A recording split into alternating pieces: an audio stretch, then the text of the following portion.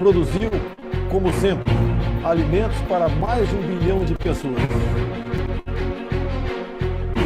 Garantimos a segurança alimentar a 1/6 da população mundial.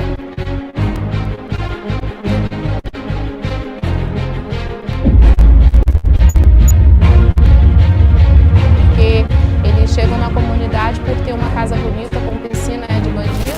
Eles invadiram a casa achando que fosse de bandido, aí eles vão entrar atirando.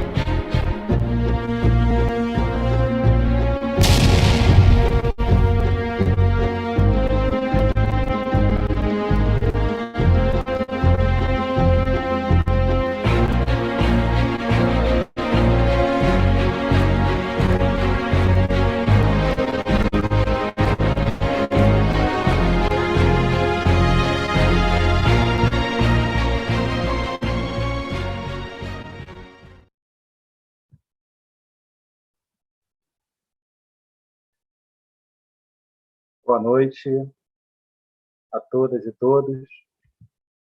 Vocês conseguem me ouvir?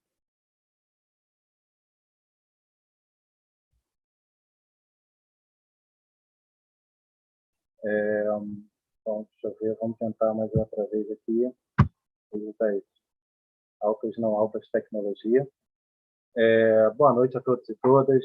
Sejam bem-vindas e bem-vindos mais uma vez aí ao nosso evento, a nossa semana, né, de Direitos Humanos Marielle Franco, né, organizada pelo coletivo 30 anos da PUC-Rio.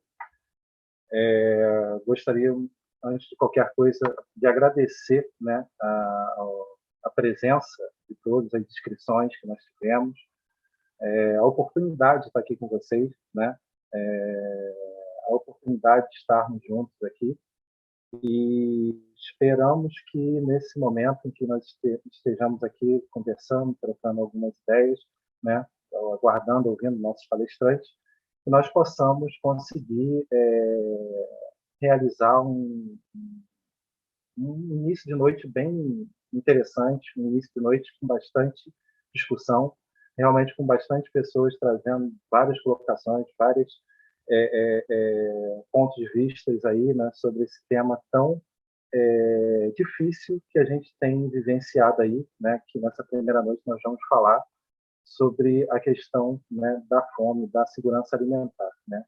E como a gente já sabe bem, né, a gente realmente tem, né, um problema muito grande quando a gente realmente coloca esse tema, né, insegurança alimentar e direitos humanos, as violações do cotidiano e negações, né, nós acabamos barrando aí em uma série de elementos que realmente são extremamente pertinentes nessa atual conjuntura, né? Mas antes de a gente avançar nisso, é importante saber quem somos nós. Nós somos aí o coletivo 30 anos, né? Somos ex-alunos da PUC, somos ex-alunos bolsistas da PUC, oriundos pré-vestibulares comunitários, oriundos de zonas periféricas na cidade do Rio de Janeiro, oriundos de favelas, de comunidades, né, de roça, ou seja, nós, na verdade, somos o oposto do estigma de aluno da PUC que as pessoas acreditam que está aí, né? Então, nós somos essa galera aí, né, que estudou na PUC, que veio dos pré-vestibulares comunitários, pré-vestibular da Maré, pré-vestibular Nova Campina, com Márcio Flávio, Maré com Lourenço César, que está aqui também na organização do evento, com Renatão, lá em Nova Iguaçu, né, e muitos outros prédios, né, Paulinho, lá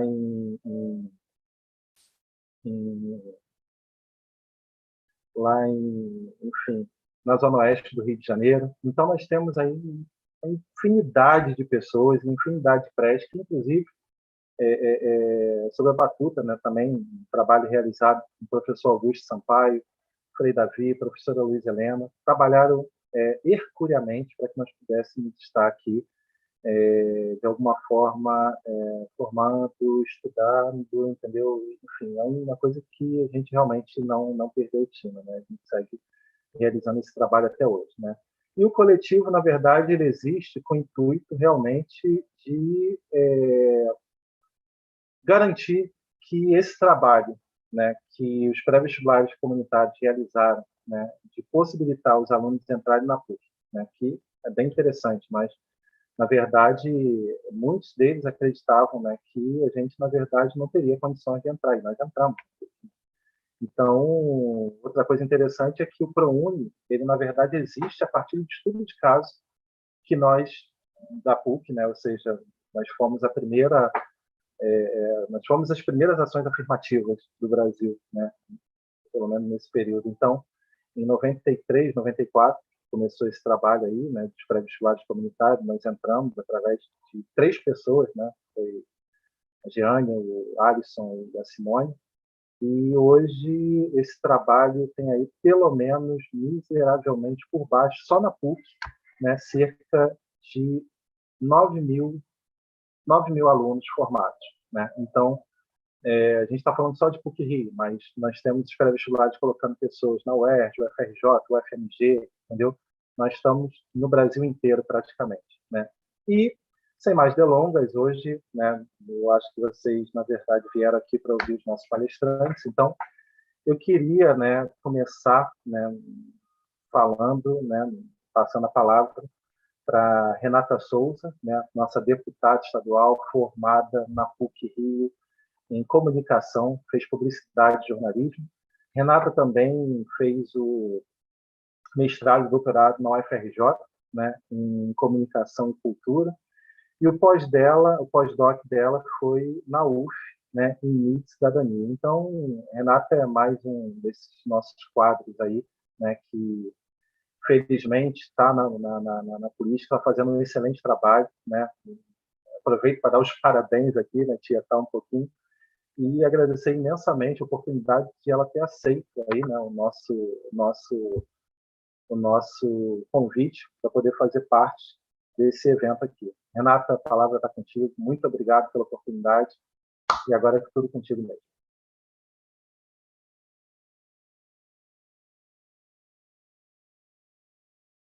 Tem que abrir o som, Renata.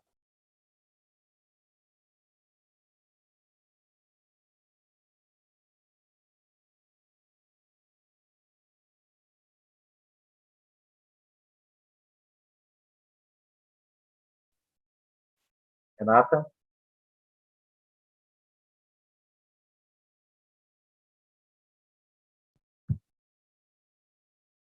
Renato, você consegue ouvir a gente? A gente não está te ouvindo, não. Acho que Renato deu uma travada. Renato está em trânsito. Opa! Agora sim. Só virar a câmera, você está de lado. Agora deu ruim. Calma aí. Deixa eu ver o que eu fiz. Agora rolou? Agora deu bom.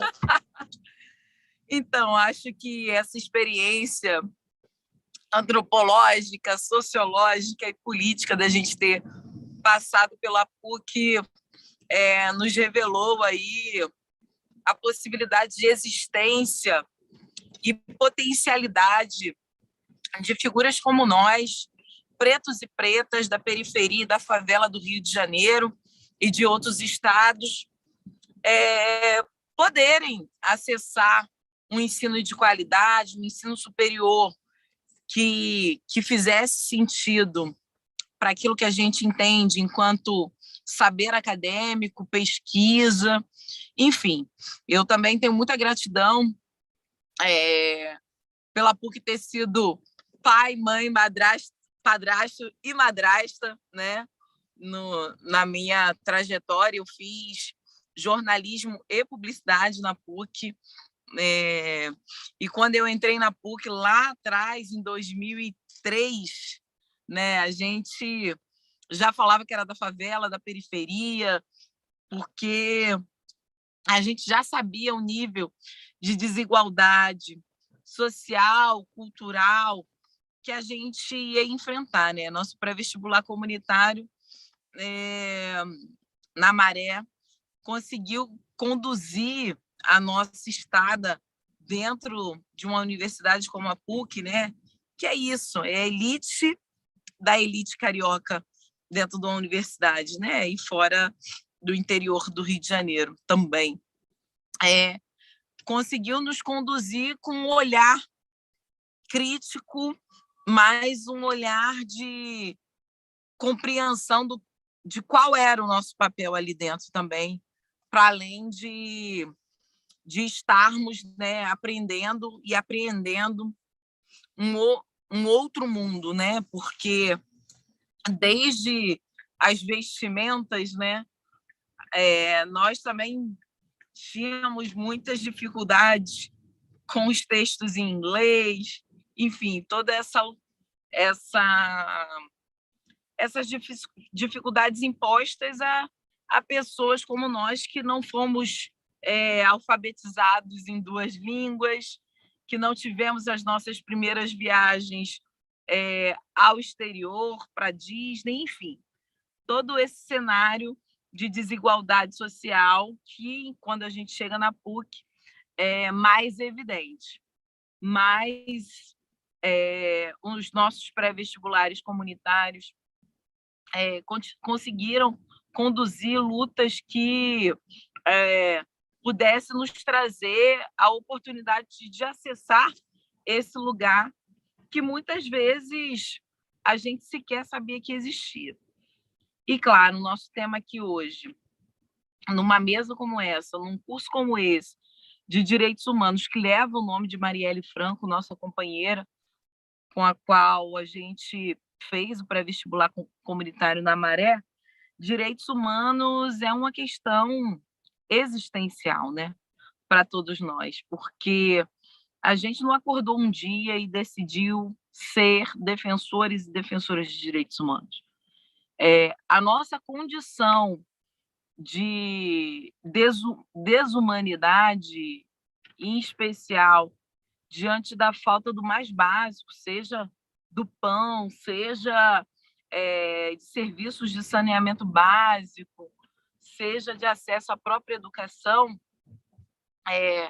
nos trazia também uma responsabilidade, nos traz uma responsabilidade em defender o direito à nossa vida, à nossa sobrevivência e existência, em especial com relação à própria política pública de segurança, que é genocida dentro das favelas. Então, nos ocuparmos de defender os direitos humanos também tem a ver com a nossa trajetória e vivência dentro da favela. E aí o tema da nossa mesa é segurança alimentar.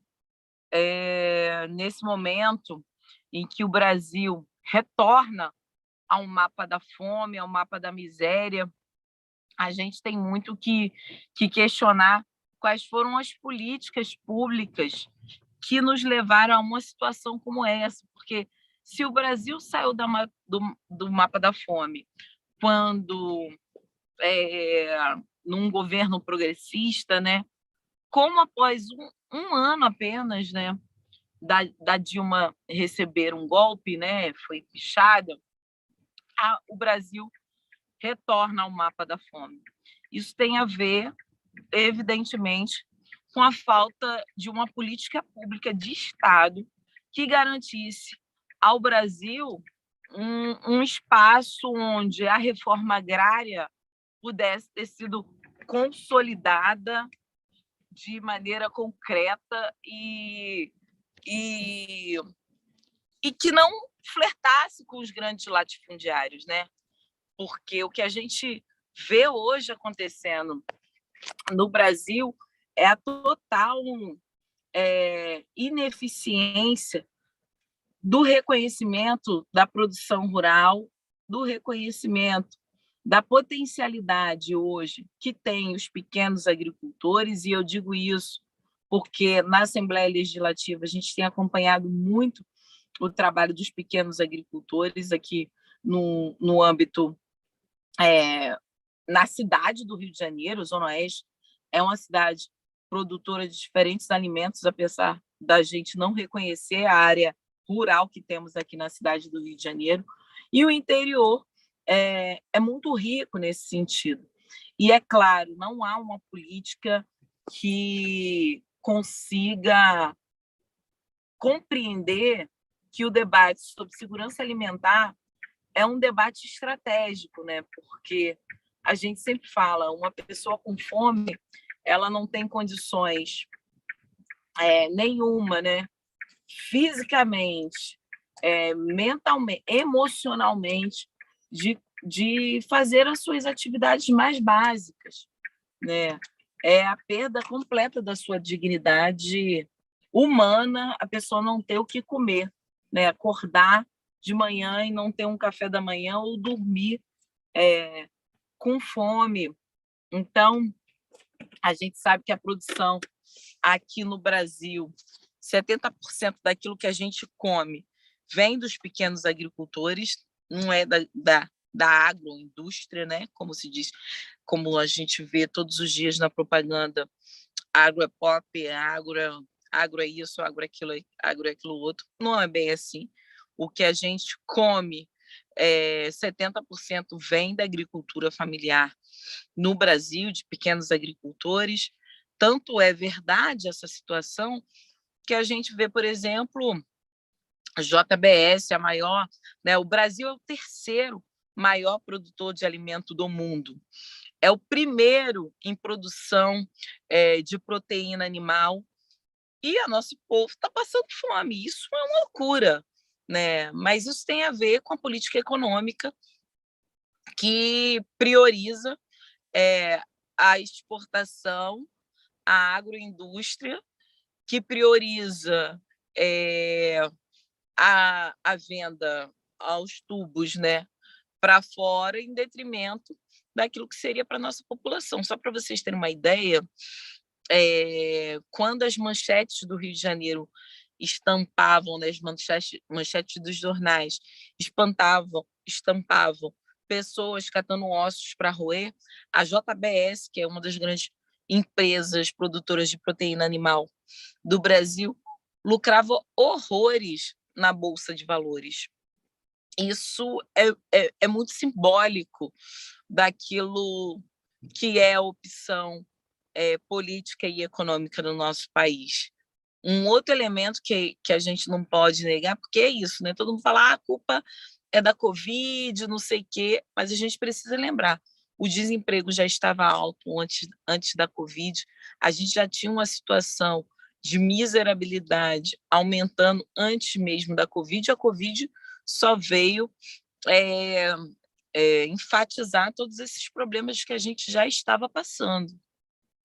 Então, para que vocês possam ter uma ideia, em 2020, né, final de 2020, dezembro de 2020, né, no ápice da pandemia da Covid-19, a Forbes estampou na sua capa 20 novos bilionários brasileiros, né? E quando a gente olha a lista de bilionários, né? Como assim? Tem gente lucrando quando está todo mundo perdendo, quando a maioria está perdendo emprego, está passando fome. E a gente olha aquela listinha da Forbes e vai ver, claro, quem são os bilionários no Brasil. Os de sempre, né? Os banqueiros, né? Enfim, que lucraram horrores, né? Só para vocês terem uma ideia, o Bolsonaro injetou 1 trilhão para que os bancos pudessem fazer empréstimos para as pequenas e médias empresas. Esses bancos acabaram não emprestando esse dinheiro, não salvando as empresas, pequenas e médias empresas, porque inseriam uma série de burocracias para essas empresas conseguirem um crédito. Então, o Bolsonaro injetou dinheiro e esse dinheiro não foi devolvido em crédito para resguardar e respaldar as pequenas e médias empresas, né? Então, os bancos, né, os bilionários, outro grupo que ficou bilionário foram muitos grupos, né, de comunicação também, a gente não pode negar, né, com os streams, com as lives, enfim, eles passaram a vender outros produtos quando as pessoas estavam dentro de casa, então passaram a ganhar muito dinheiro com isso, e também as empresas de saúde privada. Então, a gente olha como é que é o cenário, como isso se monta de maneira a inviabilizar a vida da nossa população. Então, o fato é que essas empresas, né, continuaram lucrando muito e que grande parte da população, 99% da população, continuou muito pobre e cada vez mais pobre, né? Quem era pobre ficou mais pobre ainda nesse processo. Então, hoje, a gente tem cerca aí de 14 milhões de desempregados no Brasil, cerca de 50 milhões de pessoas vivendo em insegurança alimentar. Isso quer dizer, a pessoa está passando fome? Não necessariamente, tem gente passando fome, obviamente, mas esse número também conta com pessoas que, que não têm acesso, por exemplo, o que essa pessoa tem de ideia que vai comer na próxima semana, se vai ter condições de fazer uma compra. Então, nesse cálculo de insegurança alimentar, também estão essas pessoas. E, claro, né, dentro da Assembleia Legislativa, a gente fez muitas ações para tentar mitigar a Covid-19. Uma delas foi o programa de enfrentamento à Covid-19 nas favelas e periferias. A gente conseguiu aprovar essa lei no âmbito do estado do Rio de Janeiro, uma lei feita com movimentos sociais de favelas e periferias, com a universidade, a PUC participou prontamente com o professor Marcelo Burgos e o próprio professor e o nosso vice-reitor, né, da Pró-Reitoria Comunitária, Augusto Sampaio, mais o FRJ, o UERJ, Fiocruz, e nós fizemos com que esse plano tivesse um orçamento que foi doado pela Assembleia Legislativa do Rio de Janeiro de 20 milhões. Esses 20 milhões, claro, você pensa assim, 20 milhões é muito dinheiro? Não, não é muito dinheiro. É muito dinheiro para quem não tem nada, né? Mas só para vocês terem uma ideia, o governador do Rio de Janeiro gastou 20 milhões só em propaganda do Super RJ. Super RJ é um programa de transferência de renda para a população que não recebia nem Bolsa Família e que não estava em nenhum outro programa, porque esse Super RJ não pode ser acumulativo, que é um erro também, porque, afinal de contas, uma pessoa que recebe o Bolsa Família, ela não consegue, por exemplo, só o Bolsa Família dela já vai o preço do gás, né? Que está R$ 130. Então, é um escândalo quando a gente olha esses programas de transferência de renda, que a pessoa não pode acumular um outro programa, porque senão perde o outro, né? E aí nenhum dos programas dão conta do que essas famílias têm necessidade efetivamente. Então, a gente conseguiu esses 20 milhões e a Fiocruz, né, foi a mantenedora desse recurso e fez um edital extremamente desburocratizado para que pudesse chegar na ponta, na favela, na periferia, e que ações, por exemplo, de solidariedade, que já estavam entregando cestas de alimentos, que já estavam, inclusive, fazendo cozinhas solidárias e comunitárias dentro das favelas, pudessem ser atendidas.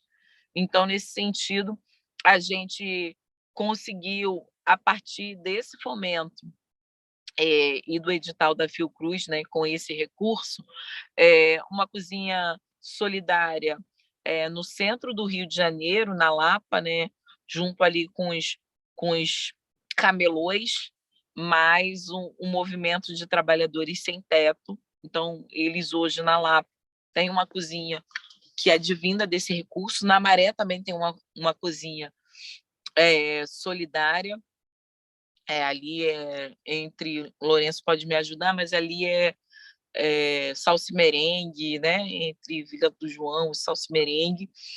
E tem uma outra cozinha solidária se formando na Cidade de Deus. Isso algumas das iniciativas que funcionaram até hoje, estão funcionando, né? Ontem mesmo teve uma reunião com essas iniciativas. As primeiras iniciativas foram 41 a iniciativa em todo o estado do Rio de Janeiro, foram 41 cidades também atendidas, e foi muito interessante nesse sentido, porque a gente vê na política pública sendo iniciada diante de uma tragédia humanitária, mas se consolidando nessa frente contra o Covid, que o Lourenço está tá falando que é a cozinha solidária lá na Maré. Enfim, esses são alguns elementos de ações de mobilização que mexeram com a política pública para que pudesse ter acesso à comida, né? Ter acesso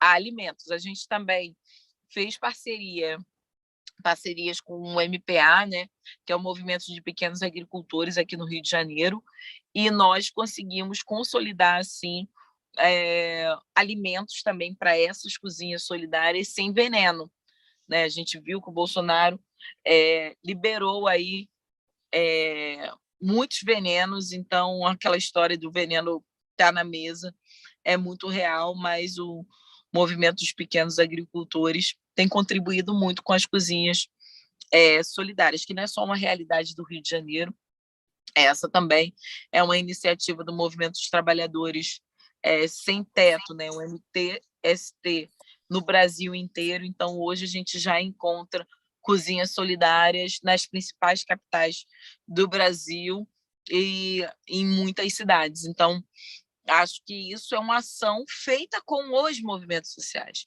Agora, as ações de Estado para acabar com a fome realmente deixaram muito a desejar. Ainda mais num governo bolsonarista que negou vacina, está negando comida. A única coisa que esse governo fez foi distribuir armas. E isso é muito contundente. A gente teve, com essa história de flexibilizar o acesso ao porte e a posse de armas, a gente teve um aumento significativo de pelo menos 200%, nos 3 primeiros anos, em 200% de civis armados no Brasil, né? E isso é muito simbólico aqui no Rio de Janeiro, porque a gente já viu algumas quadrilhas serem presas, desbaratadas, né? Aqui no estado do Rio de Janeiro, com pessoas que se diziam CACs, né? Que é colecionador, atirador e caçador. Sob essa sigla, o Bolsonaro distribuiu muitas armas e essas pessoas estavam traficando essas armas. Enfim, situações onde a gente precisa observar o quanto que esse governo é danoso para a nossa população, né? O quanto que o Rio de Janeiro é o epicentro do bolsonarismo e da lógica bolsonarista, não à toa é daqui que sai o Bolsonaro, é daqui que é eleito o seu filho vereador e o filho que era deputado estadual, que fez rachadinha na Alerj, que hoje é senador. Enfim, o Rio de Janeiro é um dos estados mais simbólicos do que representa o bolsonarismo hoje no Brasil. Então, o Bruno já me avisou aqui que já é para eu ir concluindo. Acho que concluo dizendo que primeiro, dizendo que a fome, a pobreza, é um projeto político de poder, um projeto cruel político de poder, que torna as pessoas reféns da pequena política, inclusive, né? Porque, por óbvio, a gente entende que entregar uma cesta básica não vai acabar com a situação de fome daquelas pessoas, a gente precisa de política estrutural, mas é em cima disso que, por exemplo, com as igrejas fundamentalistas religiosas, que o Bolsonaro tem trabalhado sempre, né? A gente precisa compreender também que, claro, fazer esse debate com o fundamentalismo religioso, mas também entendendo o quanto que nós, enquanto campo progressista, abrimos mão de estar mais próximo da população pobre, da população periférica. Quando o Bolsonaro ganhou, eu ouvi muitos intelectuais brancos da esquerda falar: a gente se afastou das bases. E eu dizia assim: eu não me afastei das bases, eu sou da favela, sou da periferia, é aonde que eu construo. Mas esse campo progressista, esse campo de esquerda, nunca deu prioridade para a política que os pretos constroem no chão da favela e da periferia. Então, a gente sabe que a fome, ela tem gênero, ela tem raça, ela tem território. Então, é nesse sentido também que a gente deve construir a solução para aqueles e aquelas que hoje têm fome. Então, nesse sentido, a gente tem uma comissão especial de enfrentamento à miséria e combate à pobreza na Assembleia Legislativa que eu presido, e a gente está abrindo agora uma frente parlamentar de combate à fome no Rio de Janeiro. Enfim, trazendo o debate sobre a renda básica, porque a gente entende, hoje nós estivemos com o Lula cobrando a renda básica, inclusive, entendendo que a renda básica precisa ser um projeto permanente, não só em momentos emergenciais, porque a gente sabe que toda e qualquer pessoa que vive em situação de vulnerabilidade, de pobreza, se ela tem uma renda básica, ela faz girar a economia no seu território, comprando pão com esse dinheiro. Ela não vai pegar esse dinheiro e guardar para fazer uma economia e render na poupança. Não, ela vai injetar esse dinheiro na rotatividade dentro da sua favela, dentro do seu bairro, porque é um dinheiro que ela vai comprar o pão, que ela vai na farmácia, enfim, que ela vai nesses pequenos comércios. Então, todo mundo sabe que a cada R$ 1 investido em renda básica, pelo menos a gente tem meio revertido em tributos. Então, essa é uma lógica interessante de construção e de reconstrução de um país que está entregue à pobreza e à miséria diante do papel que as elites brancas, políticas e econômicas do Brasil tendem a fazer, que é aumentar as desigualdades sociais, as desigualdades raciais, de gênero, enfim. Esses são alguns elementos que eu queria dividir com vocês, mas quero aqui deixar a nossa página, Renata Souza Pessoal, para vocês darem uma olhadinha nas nossas ações ali para o enfrentamento da fome e o enfrentamento da miséria aqui no âmbito do estado do Rio de Janeiro. Também tem as nossas redes sociais, né? Estamos lá no Instagram, Renata Souza Rio, que é o Twitter também. Então, cheguem lá.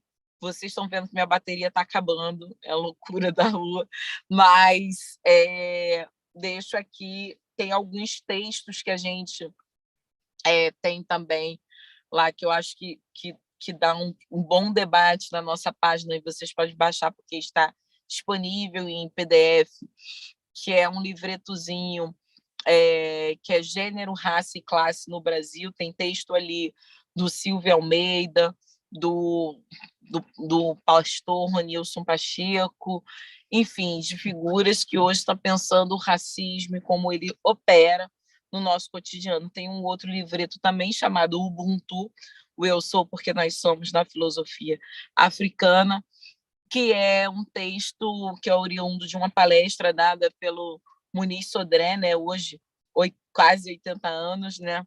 Quase não, 80 anos o Muniz Sodré faz esse ano. Ele foi da minha banca de mestrado e doutorado na UFRJ, e o Muniz Sodré está pensando um pouco como traz essa filosofia africana para o nosso cotidiano. Então, vocês também podem baixar esse texto lá, Ubuntu. Muniz Sodré, só para quem não conhece um pouco da história, é o preto intelectual, um dos únicos pretos intelectuais no Brasil que fala a língua iorubá. Então, dá uma chegadinha lá na nossa página, baixa esses textos, porque eu acho que são centrais hoje para aqueles e para aquelas que não vão aceitar as desigualdades sociais, de gênero, de raça, de classe, como algo natural. Então, um beijo no coração de vocês, muito obrigada, desculpa pela precariedade aqui desse momento de estar em trânsito falando com vocês, mas eu quero me colocar à disposição para outros momentos como esses, para que a gente possa fazer mais debates. Um beijo no coração de vocês, muito obrigada, bom curso aí, boas falas para os próximos convidados. Beijo, beijo, beijo. Obrigado, Renata.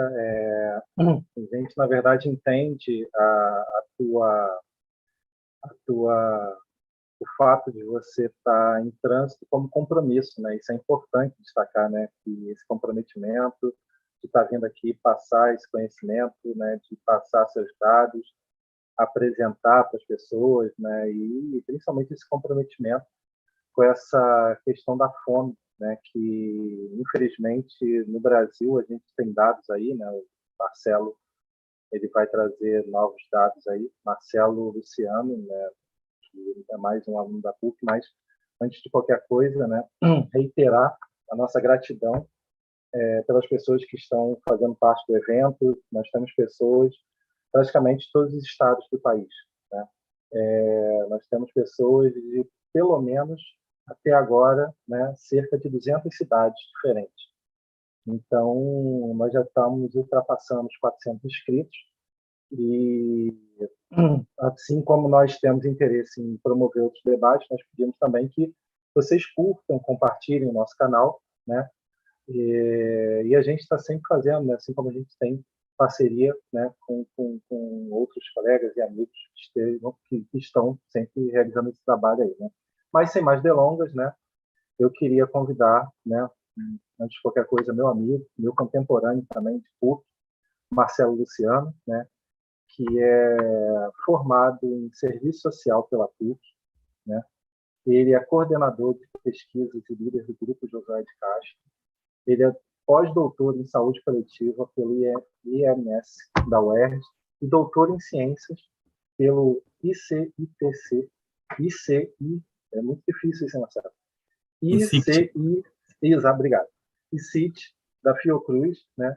E Marcelo também é mais um membro do coletivo 30 anos, é professor também da PUC, né? Vamos passar a palavra, e é muito bom, né? O melhor estar perto do Marcelo é ouvir o Marcelo falar, né? Então, Marcelo, por gentileza, a palavra é tua. Obrigado, Bruno. Bom, boa noite a todos, todas, todos. É um prazer poder compartilhar desse momento. Agradecer aqui a Renata, parabéns pela fala, Renata. Agradecer ao Bruno, ao conjunto do coletivo também, né? Porque chegar nesse momento aqui teve um trabalho anterior aí, a gente sabe como funciona. Agradecer aí ao Alexandre também, que está conosco, acabou de chegar também com a gente. Então, muito obrigado pela oportunidade desse momento de troca. Eu vou tentar partilhar com vocês uma tela aqui.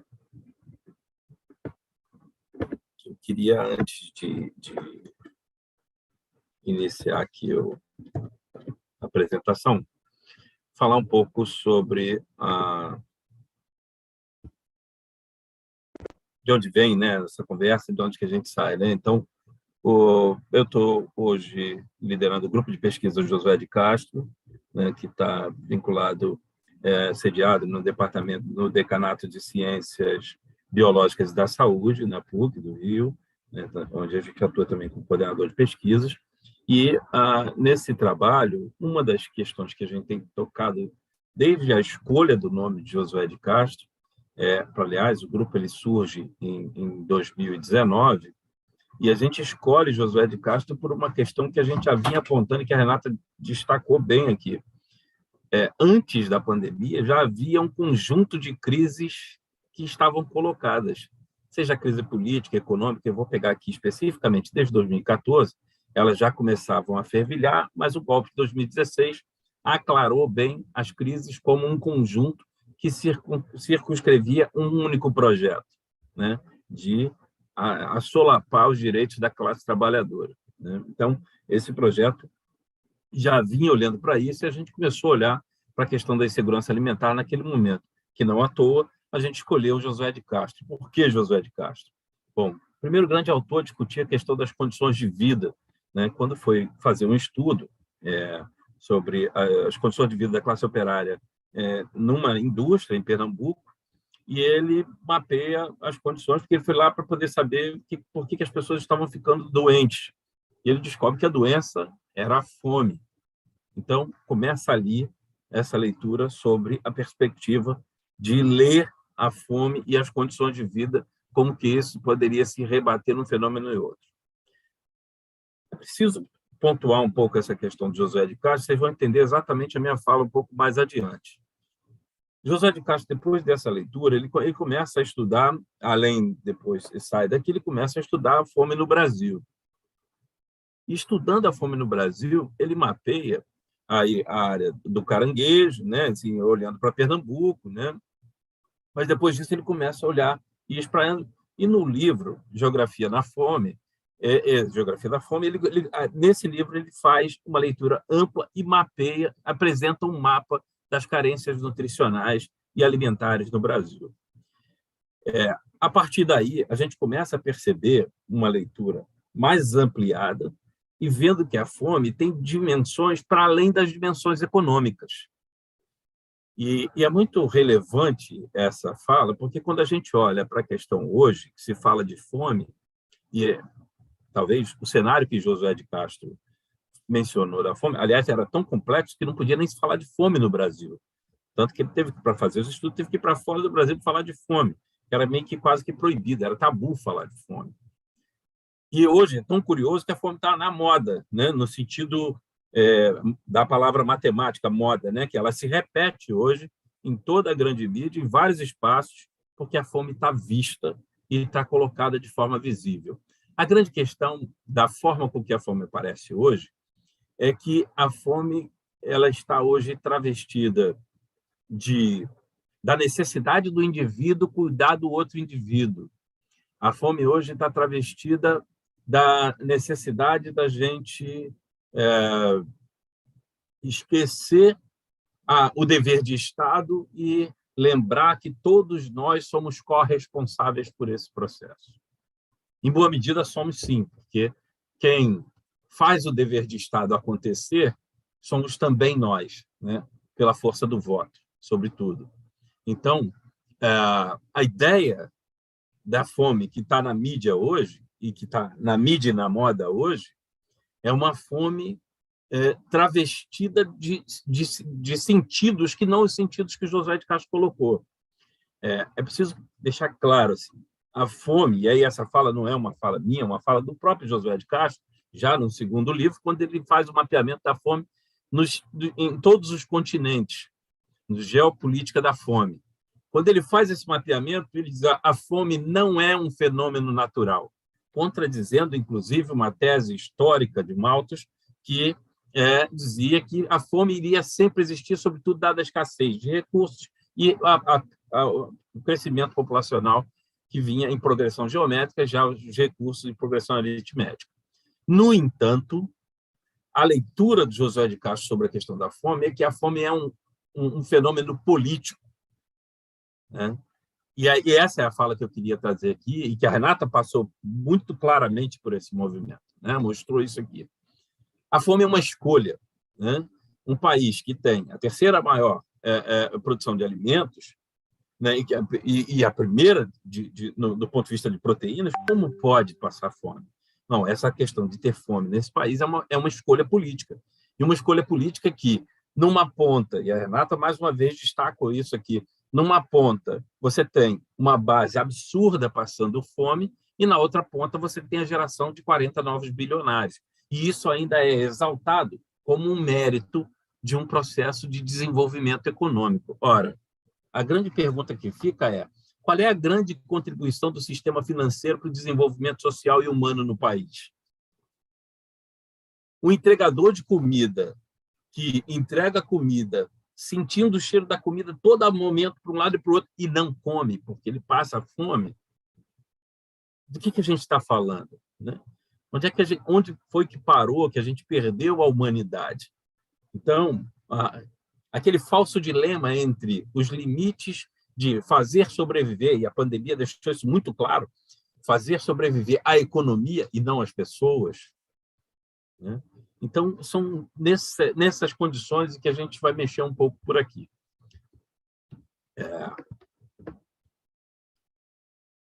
Em 2019, o IBGE soltou a pesquisa de orçamentos familiares, que analisou 2017 e 2018. Isso, vamos lembrar que aqui ainda está falando antes da pandemia. Nesse momento, a gente já vinha com um crescente da insegurança alimentar no país. né? Então, se vocês analisarem os gráficos, como é que a gente está... A situação da insegurança alimentar, principalmente, ele já começa num processo de elevação. Tá? Quando a gente tem, já em 2020, a Rede Pensan lança uma pesquisa, fruto de um inquérito sobre a insegurança alimentar durante a pandemia, a gente chega a uma percepção dentro desse olhar, assim, só para a gente ter uma noção, que a gente chegou em quase 19,1 milhões de pessoas em insegurança alimentar. Veja que a gente salta, se a gente pegar do período do IBGE, né, para esse momento, ou seja, de um ano para o outro, né, de 2019 para 2020, a gente salta quase que 100% do acréscimo de insegurança alimentar, inclusive na grave, que é na fome. E aí a gente chega hoje, por exemplo, e aqui a Renata também confirma esse dado, um dado que a Cátedra Josué de Castro, da USP, tem relatado hoje, a gente chega hoje a aproximadamente 50 milhões de pessoas em insegurança alimentar grave. Então, veja por quê? Porque é uma política de escolha em que a fome faz parte do processo gerador de, aspas, valor dessa política que a gente está vivenciando. Né? Então, analisando essa caminhada, o curioso é que se a gente pegasse 2004, pouco depois do lançamento do CONSEA, e ainda entre um trecho e outro, que a gente vai falar aqui já, que é a Lei de Segurança, Lei Orgânica da Segurança Alimentar e Nutricional, a gente saiu de um patamar de 9,5 e de 12, e a gente está hoje, esse hoje aqui era 2020, quase voltando para esse mesmo patamar. Eu vou pegar aqui os 13,8 da insegurança alimentar para 34,7. Isso aqui, em especial, se você pegar o trecho, começa a queda depois do pós-golpe, e a gente chega hoje, esse hoje aqui era 2020, para um mapa que coloca a fome, e aí, se eu olhar as nossas condições de um país continental como o Brasil, processo de deslocamento norte e nordeste, a gente também tem uma dificuldade ainda mais ampla para ler essa fome no país. E, claro, como bem colocou a Renata aqui, a fome tem gênero, a fome tem cor. Né? Então, em especial, as mulheres, os lares chefiados por mulheres têm aumentado a questão da fome, em especial chefiado por mulheres pretas e pardas. Se a gente analisar, cruzando esse dado também com o dado de educação, com os lares chefiados por pessoas com baixa escolaridade também. Bom, o que diz a Lei Orgânica de Segurança Alimentar e Nutricional? A segurança alimentar e nutricional consiste na realização do direito de todos ao acesso regular e permanente a alimentos de qualidade, em quantidade suficiente, sem comprometer o acesso a outras necessidades essenciais, tanto como bases práticas, alimentares, promotoras de saúde, que respeitem a diversidade cultural e que sejam ambiental, cultural, econômica e socialmente sustentáveis. Agora, vamos explodir um pouco só esse conceito que a lei traz e vamos tentar ver como é que isso acontece. Bom, a chave dessa leitura passa, sem dúvida alguma, primeiro para a percepção de que, a partir de 2006, com essa lei, a gente passa a constituir um aparato legal para o enfrentamento da fome, né? E que tem sido jogado de lado, mas a grande questão é que este é um aparato que permite, não só permite, como permitiu a engenharia institucional que pudesse garantir políticas públicas que fossem efetivas. O problema todo é que essas políticas estão sendo precarizadas e cada vez mais subsumidas, né? Mas a chave desse aparato legal é que ele traz em si a necessidade da gente exaltar o dever de Estado, que, como bem colocou aqui agora há pouco nossa deputada Renata, não existe a possibilidade de um sujeito ou de uma instituição sozinha dar conta da fome no país com características continentais como o Brasil. Só políticas públicas eficientes, de caráter profissional, qualificado, é que a gente vai conseguir voltar para o rumo de fazer o enfrentamento da fome e retirar novamente a população brasileira do mapa da fome no Brasil. E esse, falando de dever de Estado, a gente fala efetivamente da garantia de direitos, né? E do direito de quê? Do acesso regular ao alimento de forma permanente, e alimento de qualidade, não alimento intoxicado como tal, coloca a história do veneno na mesa, né? Então, e isso em quantidade suficiente, porque não adianta cada pessoa ter condição de alimentar agora e não saber se ela vai ter condição de comer daqui a pouco, né? Então, e essas práticas precisam efetivamente respeitar a diversidade cultural, compreender as dimensões, e o próprio Josué de Castro, na Geografia da Fome, também menciona a necessidade da importância do respeito à diversidade cultural. Porque não é porque se come a feijoada do feijão preto no Rio de Janeiro que essa feijoada é uma comida que cabe para todas as culturas do país inteiro. Então, a leitura precisa ser qualificada. Bom, por que a gente está falando disso? Porque, na verdade, isso é um conjunto de direitos que está estabelecido na Carta Constitucional a partir do artigo 6º. Se a gente olhar, tem desdobramentos que também trazem esse enfrentamento para além do 6º, também no artigo 170 e 193, que fala sobre a ordem econômica e social, assegurar a existência digna e erradicar a pobreza e reduzir as desigualdades sociais. Sem falar do 194 e 204, que fala das políticas de seguridade. Então, a nossa luta é a implementação efetiva do sistema de proteção social, tal como prevê a Carta Constitucional. Bom, aqui o registro do nosso manifesto. Voltando um pouco aqui, eu queria retomar a questão da fome como um projeto, né? É preciso que a gente trabalhe a perspectiva do enfrentamento da fome e da miséria de forma coletiva, tal como a gente tem colocado aqui, por olhares diferenciados, por categorias diferenciadas, porque a fome não é um problema que vai ser resolvido por esse ou por aquele profissional, é um problema que precisa ser lido politicamente, mas, mais do que isso, ela precisa ser enfrentada como dever de Estado e por política pública eficiente, né? E a gente lutando sempre com uma perspectiva da garantia dos direitos. Era isso. Muito obrigado pela atenção. Marcelão, como sempre, cirúrgico, né, deixando suas contribuições excelentes. Muito bom te ouvir, Marcelo, né? Lembrando que as pessoas que estão participando do evento, que estão no chat, né, quem quiser fazer alguma pergunta, alguma coisa, logo depois vamos estar repassando para o pessoal que está falando aí para vocês, né, participando dessa fala, né? E dando sequência, né, eu queria convidar agora, né, o Alexandre Nascimento, que é outro amigo de longa data, né, mais um contemporâneo, que entrou praticamente no mesmo ano que eu na PUC. Alexandre é cientista social, Alexandre também é gestor ambiental, né, cientista social formado pela PUC, gestor ambiental pela UFRJ, determina pela UFRJ, e hoje é uma das referências no Rio de Janeiro quando a questão é agroecologia. Então, queria saudar Alexandre e dar voz a ele para ele trazer aí seus conhecimentos agroecológicos, seus agrosaberes, suas experiências no campo aí para a gente. Alexandre, a palavra é tua, por favor. Boa noite a todos e todas. Fico até lisonjeado, Bruno, você falar que eu sou uma referência, né? Porque no estado que há um cotidiano de negações, um negro ser referência é uma coisa até que me deixa lisonjeado.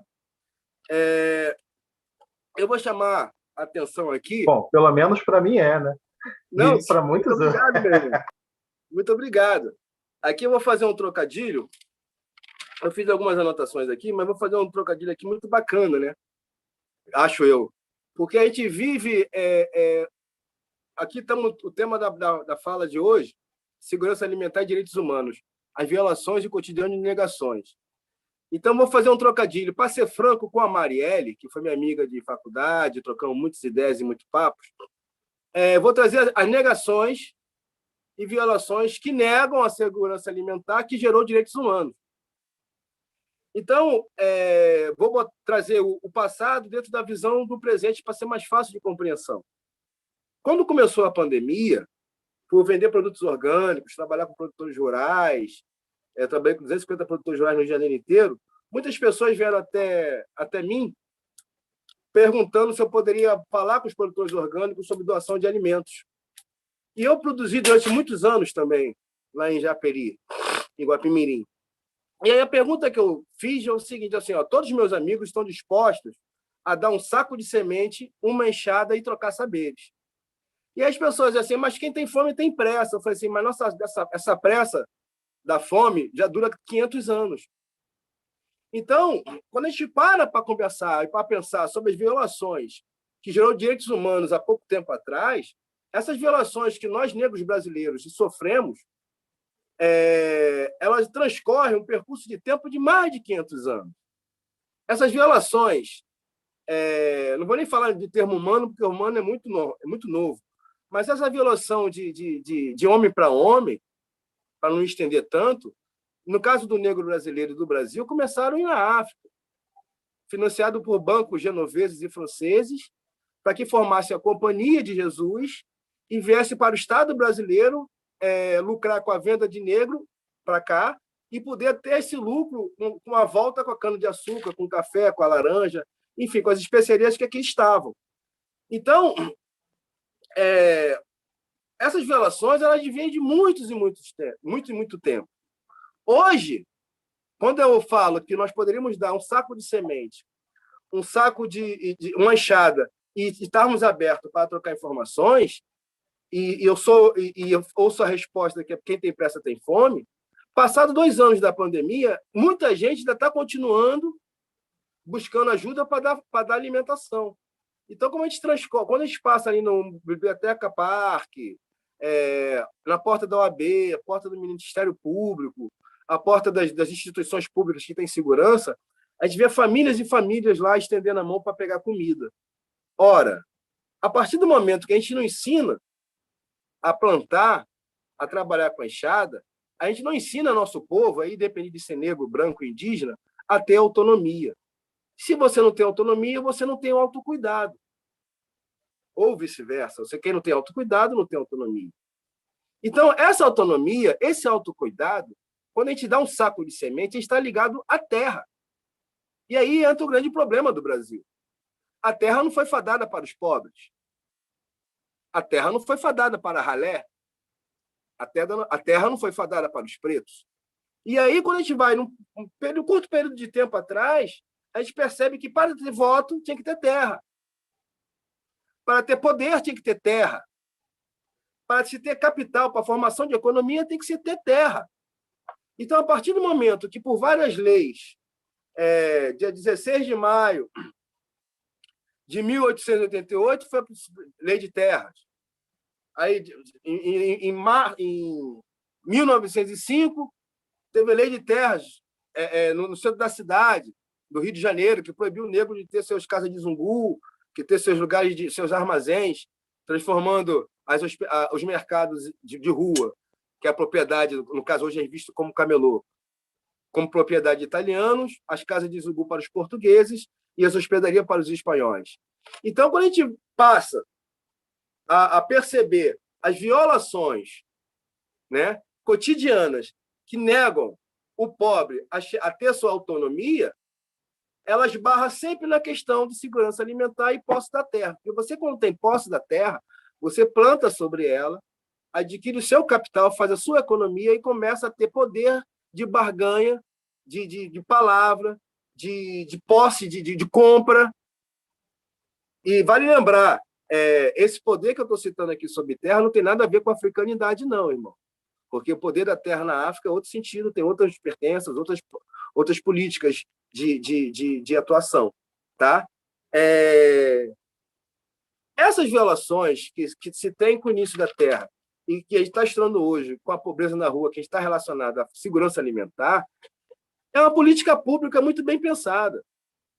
Haja vista que, na Conferência das Raças, em 1911, se pensava que não existiria mais negro em 2012 no Brasil. Então, as leis que foram cerceando o avanço político, social e econômico da população preta, pobre e ralé, eles foram cerceados por lei.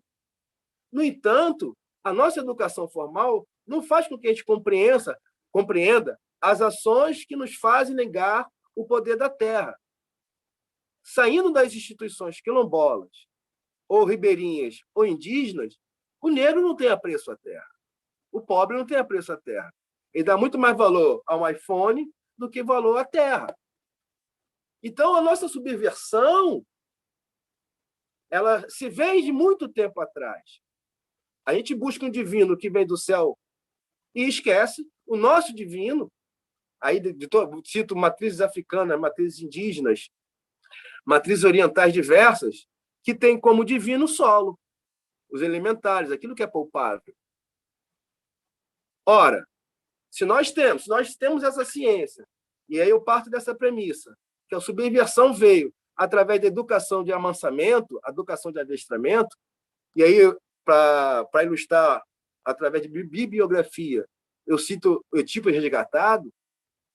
Para quem leu o Etíope Resgatado, sabe como é que foi feito o processo de adestramento e de amansamento. Então, o negro no Brasil, o negro educado, como eu sou educado e todos nós que estamos aqui debatendo, espero que estejam ouvindo também sejam, nós não temos conhecimento da terra. Nós não temos um apreço da terra.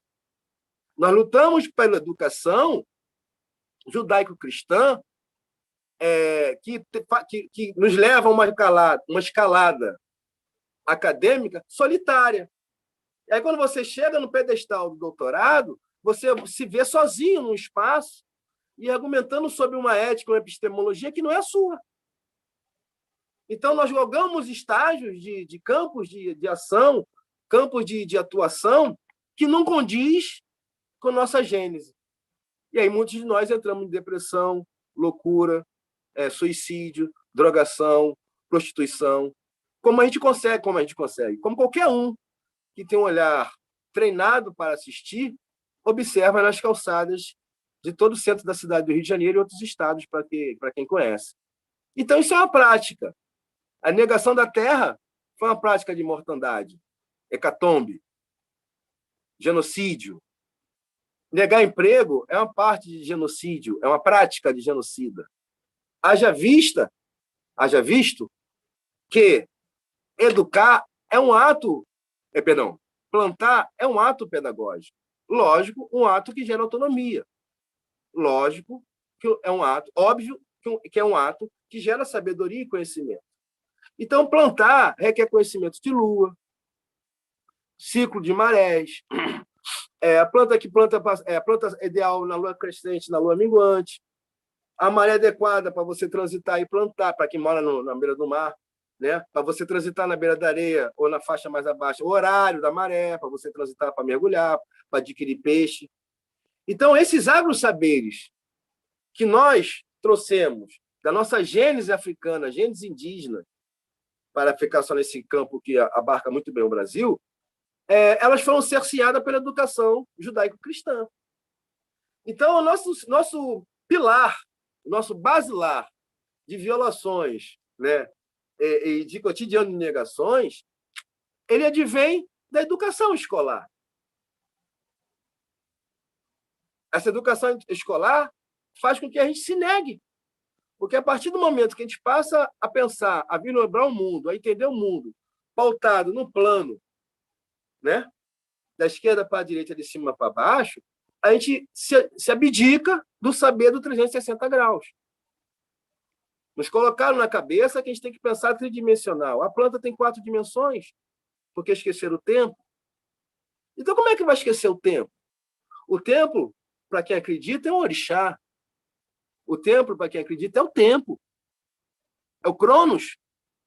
Então, a gente não está relacionado ao tempo. A gente está relacionado ao tempo gregoriano. E não ao tempo lunar, os ciclos. Então, para fechar, para não ser muito extenso, e uma coisa que nós, pelo tipo de debate que está ocorrendo aqui, né? Creio que todo mundo se relaciona marido e mulher, homem e namorada, namorado e namorada, enfim. De qualquer maneira, existe momentos que o libido de um está mais aflorado que o outro, porque é questão de ciclo lunar. Então, tem momentos que os dois estão pegando fogo. É o momento de intercessão. E há momentos que um está muito frio e o outro está muito quente, e vice-versa. Porque são ciclos. Então, a partir do momento que nos colocaram numa linha de tempo, como todo mundo ensina na escola, né? Antes de Cristo e depois de Cristo. Colocaram nessa linha de tempo, jogaram fora, abdicaram, nos fizeram esquecer. É como dar a volta na árvore do esquecimento. A árvore. Então, todo mundo vem do pó, não é isso que manda a liturgia? Então, como é que a gente vai olhar para o céu, que não cai pó? Como é que a gente vai esperar o divino vir do céu se nós viemos do pó? Então, a partir do momento que a gente olha para a terra e tem apreço à terra, consegue se entender conforme a terra, tem a compreensão que tudo que nós temos, óculos, vidro, tecido, tudo advém do pó que vem da terra, nós temos que olhar para a nossa anterioridade, que é através daquilo que vem antes da gente, que vem do pó. Então, tudo aquilo que vem antes, a planta, o animal, o autocuidado, que a gente fica observando os miquinhos tendo autocuidado, é uma coisa linda. Um tira piolho do outro come o piolho, outro bota para comer aqui, outro vira para lá, outro vira para cá, se coça. Olha a coletividade aí que a gente perdeu. Hoje, para ter serviço, a gente paga. Aí paga muito caro para ter um serviço muito bem feito.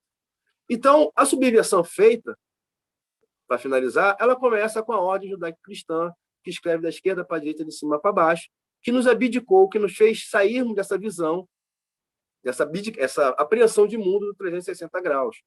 Ou seja, numa floresta, um índio, um negro, na África, na savana, África é extenso demais, mas na savana, nas florestas, na Mata Atlântica, no caso dos indígenas, né?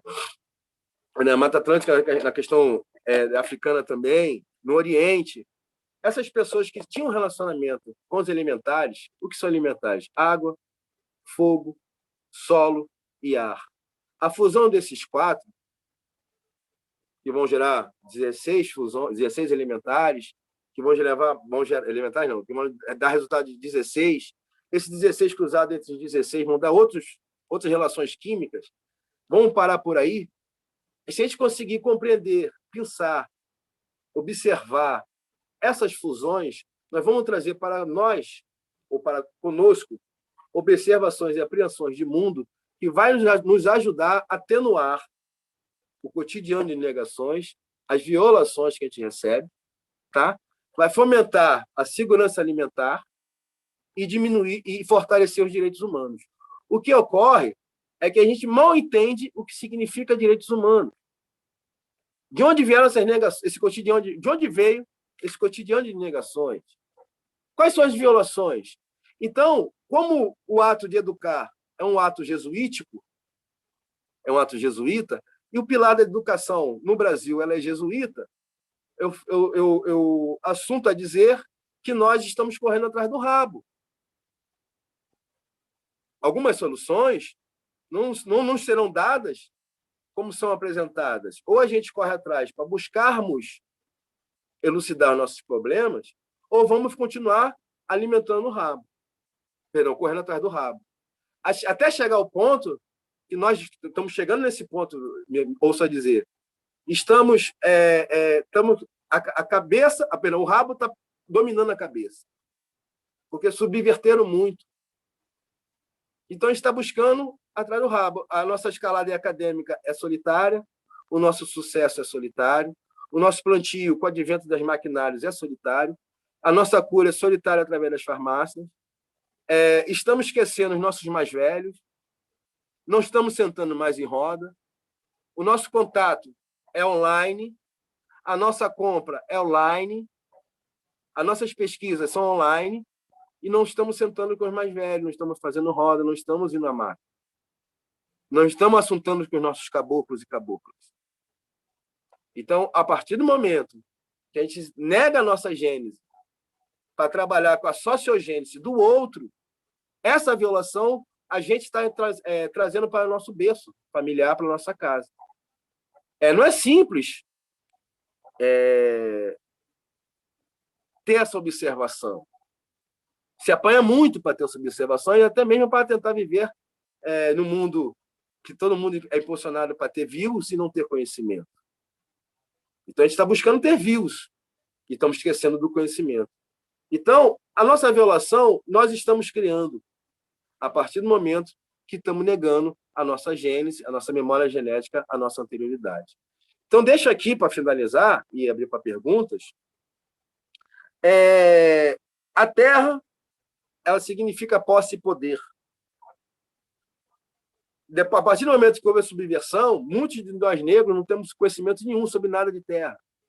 Aí já vê que a elite hoje, quando teve a pandemia, todo mundo foi para o campo e nós ficamos nas favelas e no meio urbano. A crença da elite ganhou saberes e nosso povo ficou enfurnado nas favelas e no gueto. Né? Como eu falei de educação, já citei o livro Tipo Resgatado, é muito interessante que esse livro ele é teológico, jurídico, e diz muito bem qual foi o pensamento, no momento, para trabalhar a cabeça do negro e fazer ele ser enquadrado, formado, né, como muitos aqui somos, dentro do pensamento judaico-cristão para ficar manso, para ser adestrado. Né? Que eu chamo de educação individualista e educação urbanista. O ser humano urbano ele é individualista, até mesmo porque ele tende a preservar o ser humano universal. Então, o narcisismo é muito forte nesse momento. Aí a fome passa a ser um processo de controle, né, junto com o preconceito, junto com as drogas, aí ele gera até o suicídio. A fome, droga, suicídio, cadeia, isso é um processo de manejo societal. Isso é um manejo, né? A droga no mundo inteiro está liberada, a maconha, no caso, no mundo inteiro está liberada, cannabis sativa. No Brasil, não. Quem é que morre por estar portando cannabis sativa? Quem é que é preso por estar portando cannabis sativa? E a gente sabe que em vários lugares, vários nichos, raves, vários lugares, a cannabis sativa é a droga mais fraca do momento, né? Mesmo tendo já seu subproduto. E aí, para finalizar, dá muito lucro de custeio, a fome dá muito lucro de custeio, Marcelo, Renata, Bruno e quem está me ouvindo. Ela custeia igrejas, a Lapa dá 900 pratos de comida todo dia. As igrejas da Lapa fornecem 900 pratos de comida todo dia. Todo dia. Os políticos ganham com isso, alguns, né? O agronegócio ganha com isso, perfeito? Gera o êxodo rural, então comprar terra fica muito fácil. A construção de cadeia gera dinheiro para isso. E a manutenção do magistério. A manutenção do magistério é quase louca, é o pessoal de sangue azul. Então, para ter mais salários, é interessante que haja mais crimes, mais fome, mais miséria, mais êxodo rural e maior ignorância. Então, nós estamos nessa linha de pensamento focado, né? Nós estamos sendo levados para essa linha de pensamento para a formatação de coisas e manutenção do status quo, que eu chamo de manejo societal. A fome é um projeto, irmão. A ignorância é outro grande projeto. Então, por isso que ninguém, até hoje, nunca deu 1 quilo de semente, um enxadão e uma enxada para que as pessoas pudessem lutar por seu pedaço de terra. Haja vista que plantar é um ato pedagógico. Gera agrosaberes, gera divisa e gera economia e gera sabedoria. Obrigado a todos aí. Boa noite. Obrigado, Alexandre. Valeu aí pela contribuição, né? Nós aqui nos sentimos agraciados aí pela oportunidade de estar aqui contigo, né? Assim como o Marcelo, né? E a Renata, que infelizmente teve que sair, né? Por conta das atividades parlamentares. E a gente, na verdade, está falando, né, dessa questão alimentar, a gente está abordando muito esse ponto, né? E a gente realmente, né, tem vários prismas aí, né? Tem os dados que o Marcelo trouxe, né? Realmente é uma abordagem mais voltada para essa questão da política, né? A política relacionada à segurança alimentar, que infelizmente foi enfraquecida nesse governo. Nós realmente temos, né, sérios problemas em relação a isso. Realmente, esse link histórico que a gente conhece, né, que, infelizmente, acaba vinculando essa questão, né, de realmente nós termos, né, um rosto, um sexo, para essas pessoas que realmente estão passando fome. Nós sabemos que isso, infelizmente, é algo que justifica realmente, né, esse número absurdo de, em 2020, nós termos aí 19,1, né, milhões de brasileiros com fome, né, e um número exacerbadíssimo em segurança alimentar, né. Então, eu queria trazer os dois amigos para o debate, para realmente começarmos a apontar, né, soluções para a discussão dessa questão que a gente está discutindo aqui agora, né? A gente está falando de segurança alimentar, a gente está falando de direitos humanos, a gente está falando de violações, e as violações foram trazidas por vocês, violações no campo político. Renata apresentando algumas soluções, infelizmente ela não está presente nesse momento, né? Mas vai ficar aqui a contribuição, né? Então, queria saber exatamente o seguinte, né? O que vocês têm a dizer em relação a tentar trazer uma pergunta, né? Trazer uma resposta, né? Ou algum pensamento, uma articulação aqui, né? E começar também a caminhar, né, para as considerações finais. Eu vou dar para vocês aí 10 minutos para vocês realizar, né,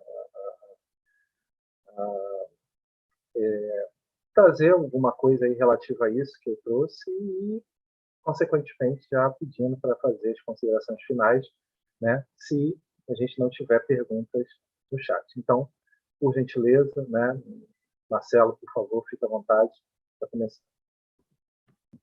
Bom, apontar caminhos é sempre dentro desse cenário que a gente está vivenciando. A primeira coisa é que a gente precisa mudar o cenário, né?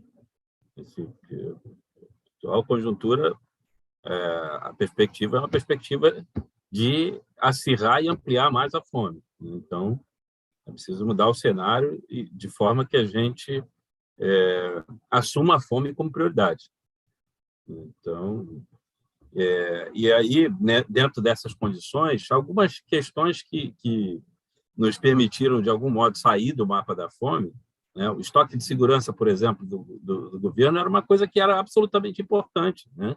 Que o pequeno produtor ele vendia, o Estado assumia essa compra do estoque de segurança e nas cheias, nas quedas de produção, tal, o Estado repassava a preço de custo de volta para o pequeno produtor para ele garantir o alimento das suas famílias. Então, é uma saída, né?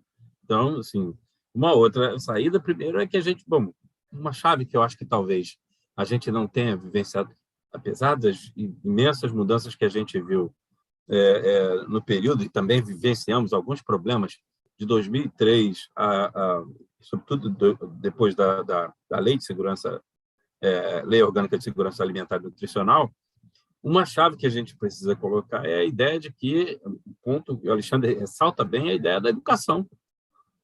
A gente precisa trabalhar a educação como uma chave, e aí eu digo aqui a educação para além da educação formal. A gente precisa trabalhar a educação política, né?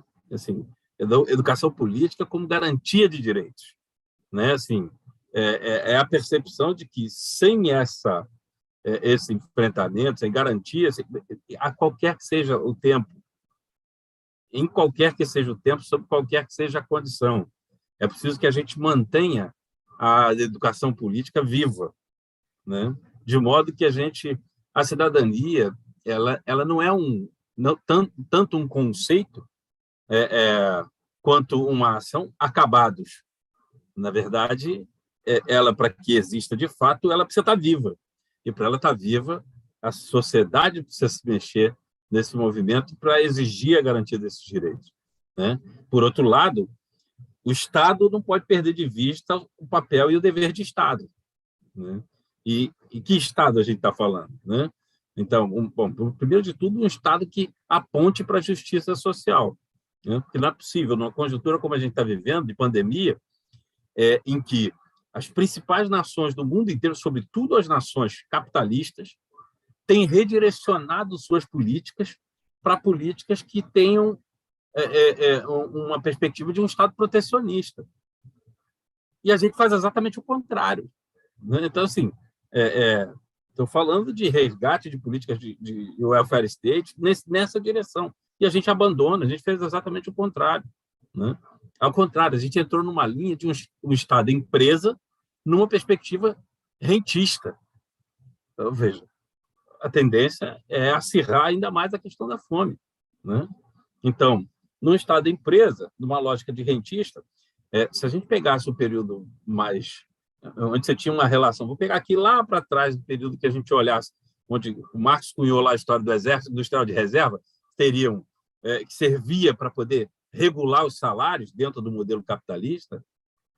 Hoje, a gente tem um grupo que não serve nem para regular o salário, porque, se depender desse modelo, esse grupo é desprezível por essa política e por esse modelo. Essas pessoas podem inexistir. Ou seja, é um resgate de um modelo de política quase que malthusiana. Você quer resolver o problema dos pobres? Mata a pobreza. É esse que é o desenho que está colocado, né? E o que a gente precisa fazer, na verdade, é, primeiro, recuperar a perspectiva. E aí eu vou ficar aqui, talvez pela limitação, mas eu vou ficar aqui recuperar a perspectiva de que não tem dilema entre quem é prioridade, economia ou as pessoas. Isso é um falso dilema. Sem pessoas não tem economia nenhuma, né? Então, acho que essa recuperação é um ponto-chave, né? E, a partir disso, a gente trabalhar numa perspectiva de justiça social, né? Com o enfrentamento, mas de uma cidadania ativa, né? De uma cidadania ativa, participativa, presente. Professor Roberto Dal fala um pouco sobre os estudos, né? Estudos por poliarquia, e uma das questões muito importantes que ele traz, e eu acho que é importante a gente resgatar isso, uma democracia, ela expressa sua força quando quando a população tem a possibilidade de opinar, né, sobre suas preferências. E essa sua opinião é levada em conta pelo Estado, e levada em conta com o valor e a força que o próprio Estado tem quando ele aponta o seu caminho. E é assim que a gente constrói um rumo para a civilidade, que, do contrário, a gente continua seguindo para a barbárie. Então, talvez sejam algumas pistas para que a gente possa contribuir para resolver o problema da fome nesse sentido. É preciso que a gente siga.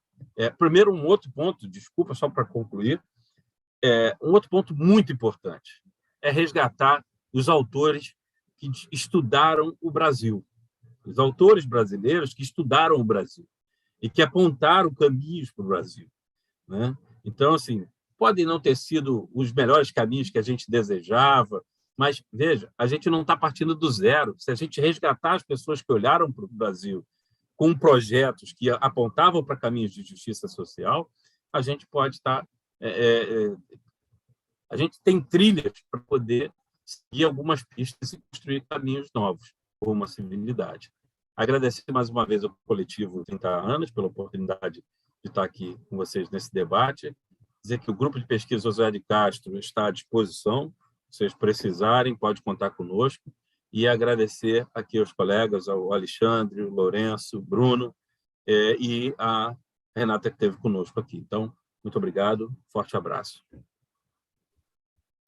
Muito obrigado, Marcelo. Suas reflexões geralmente são o que a gente acabou de ter a oportunidade de ver aí, reflexões inteligentes, reflexões que, de alguma forma, contribuem e nos colocam para pensar, né? Então, para a gente poder dar sequência, eu queria pedir, por gentileza, para o Alexandre Nascimento trazer aí seu ponto de vista, né?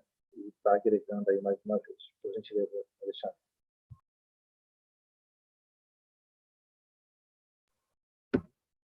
Alexandre, vamos abrir aí o microfone, que a gente não está te ouvindo, não. Irmãos e irmãs, tá vendo agora, Bruno? Tá ouvindo agora? Perfeitamente, perfeitamente. Então tá. Eu penso o seguinte, meus irmãos e irmãs. Como nos tiraram a sapiência sobre o solo de áreas, penso eu que a gente deva fazer essa retomada, velho. Essa estratégia de ter essa sapiência sobre os elementares, porque através dele você vai ter uma sabedoria que é usual em qualquer território que você põe a seus pés, e que tenha árvore, que tenha céu, que tenha terra e que tenha ar. Então, a partir do momento que a gente cientificou, né, as plantas com Linneu, e esse naturalismo de Linneu, de 1630 e pouco, né, 1600 e pouco, gerou o racismo acadêmico forte, justificado pela medicina, justificado Vou citar um texto para vocês, uma tabela chamada Tabela das Raças. A primeira vez que eu li sobre essa Tabela das Raças foi no livro de Mary Louise Pratt, Olhos do Império. Então, eu fui ler isso na faculdade, quem trouxe para mim, o nome dele hoje é Wes Tafari. Na época que ele estudava no Brasil, era Fábio Florencio. Então, o Fábio Florencio, um professor de história fantástico, que está fazendo doutorado em Cabo Verde, ele trouxe, na época de CAFIO, na época de faculdade de PUC, várias bibliografias que confrontavam com a sapiência europeia, com a sabedoria europeia. E quando, para nós negros, aquilo foi um achado muito grande. Através dele, eu tive o prazer de conhecer Cabo Verde. E ir a Cabo Verde, eu conheci o Partido Africano para a Independência de Guiné-Bissau e Cabo Verde, Amílcar Cabral. A estratégia de Amílcar Cabral para a libertação de Cabo Verde do domínio português foi justamente o plantio. Porque ele sabia, desde já, que plantio era um ato pedagógico. Para além disso, a estratégia do português para que as pessoas não se aquilombassem dentro do território de Cabo Verde foi justamente acabar com as florestas. Então, o primeiro ato que ele teve foi fazer o reverso, plantar. Então, hoje, muitos dos que começaram a trabalhar com plantio naquele território conhecido como Cabo Verde conseguiram sua autonomia.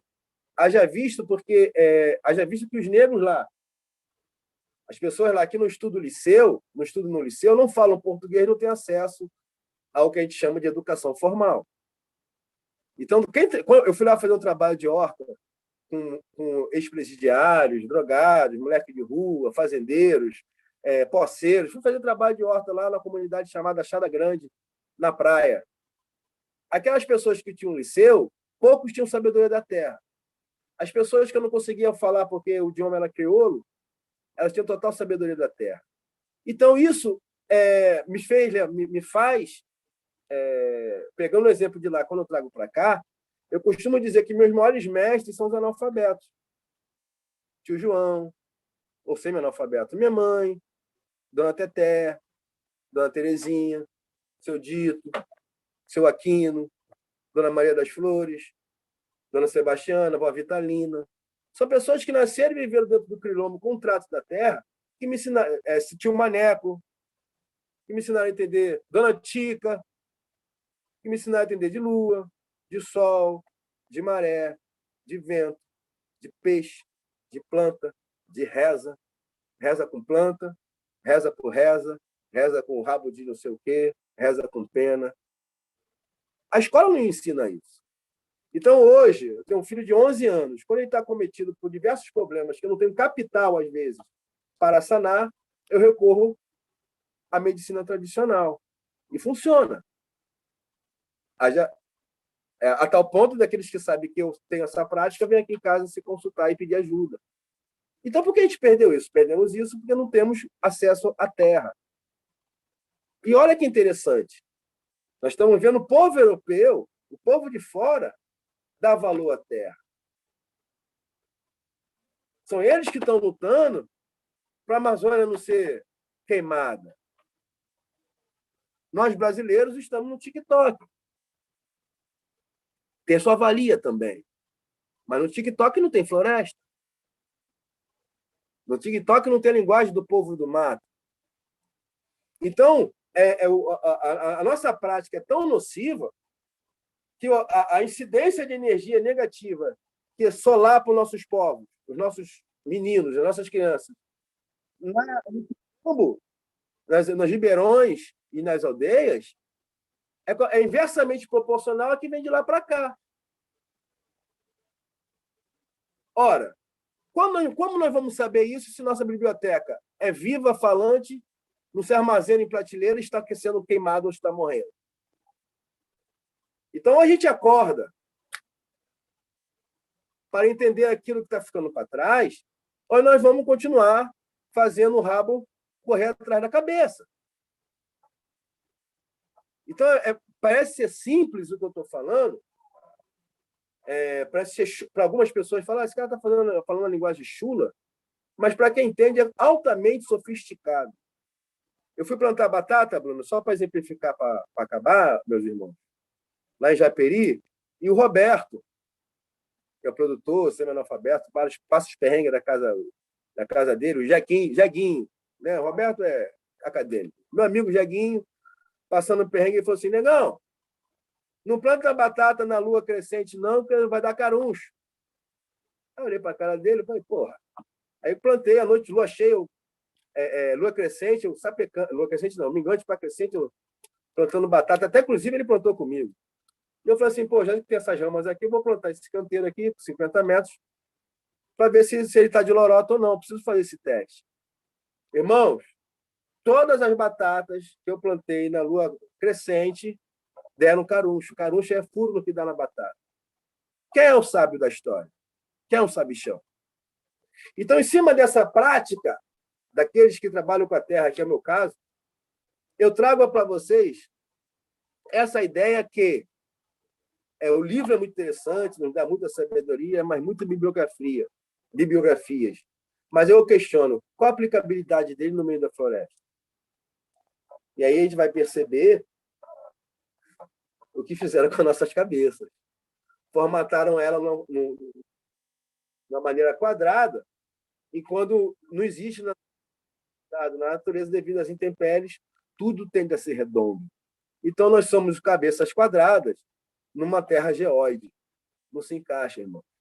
Então, nós temos que ressignificar a nossa leitura de mundo, penso eu, através dos agro-saberes, através das florestas, que é diferente de educação ambiental, tá certo? É completamente diferente de educação ambiental, para que esses agro-saberes, essa medicina tradicional, esse autocuidado, essa alimentação, que hoje está sendo buscada através de shiatsu, acupuntura, yoga, para aqueles que têm poder de capital para financiar tais estudos e tais terapias, e para o nosso povo pobre, que é altamente de graça. E nós temos nossos mais velhos, que essa sabedoria essa sabedoria faz parte da gênese deles, nós estamos jogando essa sabedoria fora para buscar aquilo que, para nós, quando nós estamos chegando perto, coloca a cenoura mais distante.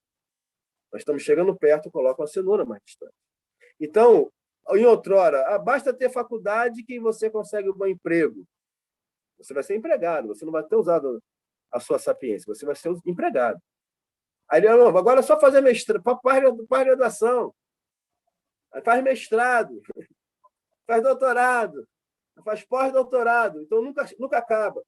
Então você fica funilando o seu prisma de estudo e ignorando o mundo holístico que nos circunda e que, de fato, põe água na tua bica, põe a areia para fazer o prédio que você mora, põe algodão para fazer a sua vestimenta, põe areia para fazer o vidro do seu óculos, perfura o solo para fazer o plástico da armação do seu óculos, o tratamento do seu cabelo, do seu batom.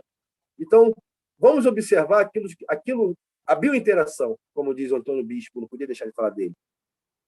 Então, a partir do momento que a gente observa a biointeração, essa biointeração, a contemplação disso vai nos gerar agro-saberes, e esses agro-saberes são passíveis de transformar, subverter novamente, com toda a dificuldade que a gente sabe que vai ser, mas é possível subverter aquele mundo plano da esquerda para a direita, de cima para baixo, para o mundo 360 graus. A gente vai ter dia de nuvem, de maré, porque despenca barraco, fica muito mais fácil ter a previsão de tudo. E aí tendo a previsão, a gente consegue remediar diversas doenças, diversas mazelas na sociedade, inclusive a fome, porque a gente vai saber plantar. Obrigado, meus irmãos. Marcelo, muito obrigado pela tua fala, irmão. Excelente. A Renata, eu vi pouco. Valeu, Alexandre. Tá? Excelente sua fala, Marcelo. E obrigado, Brunão, pelo convite e a todos aí. Lourenço, te amo, Lourenço. Enfim, gente, é isso aí. Essa foi a fala do Alexandre, né? E eu gostaria de agradecer aí a todo mundo, né? E convidar, né? Para a gente poder refletir aí, né? Sobre tudo isso que foi falado, pensar realmente essa questão da fome, né? Mas, na verdade, atrelamos a fome do jeito que está a aspectos pandêmicos, né? Mas a gente não pode deixar de ignorar, né? Não pode deixar de lembrar, perdão, que a fome, na verdade, ela, infelizmente, ela sempre esteve presente, né? A gente tem aí, né, a fala do Alexandre, a fala do Marcelo, a fala da Renata, né, que diz que a fome é um projeto político, é um projeto que realmente tem interesse de agir como ela age, né? E principalmente nesse momento, que é um momento bastante delicado, onde a gente realmente já viu um país melhor, já viu um país onde a gente se alimentou melhor, né? Onde nós realmente comíamos melhor, onde você realmente via muito menos do que você vê hoje, né? Nós realmente vimos aí, né, as pessoas se organizando, criando frente, dentro do período da pandemia, mas infelizmente nós não vimos uma mudança, né, que abraçasse e tentasse ajudar essas pessoas no seu, na sua humanidade, né? Ou seja, que realmente deixasse de negar a ela um direito que ela tinha, que é um direito básico. Quando a gente fala de alimentação, nós falamos eu diria talvez que a segunda necessidade mais importante, porque ela só fica atrás de respirar, né? Então, eu gostaria de chamar a atenção para isso, né? Que realmente existe muito pouco interesse hoje, né? Uma vez que a primeira coisa que esse governo que entrou fez foi justamente acabar com todas essas redes, né, que trabalhavam essa questão da segurança alimentar, né? Pensando, né? E todos os outros acabaram em conselho e realmente aí a gente, né, ficou muito exposto em relação a isso. Enfim,